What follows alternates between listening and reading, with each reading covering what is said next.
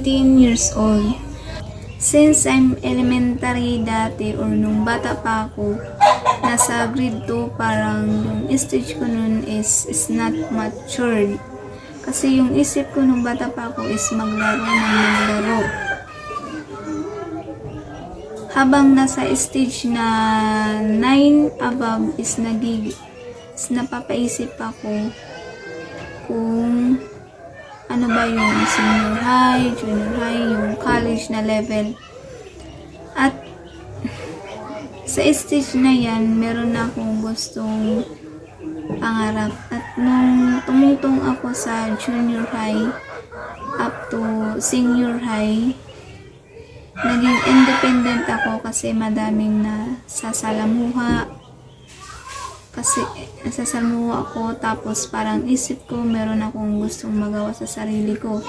But may time na gusto ko nang sumuko, pero may tao na ayaw akong give up. Sila yung tumibay sa akin na kaya mo yan, huwag sumuko. Pero sa sarili ko, napaisip ako, tama naman sila. Habang bumabago yung sarili ko, nagiging matibay yung samahan namin na magkakaibigan. Hanggang nag-graduate kami in senior high school, kasama ko yung mga tao nandyan sa akin. Andyan yung family, at lalo na yung mga kaibigan ko na halos 2 years naging kasama ko sila. At hanggang ngayon na college na kami, may mga sariling tinatak na may marating sa buhay.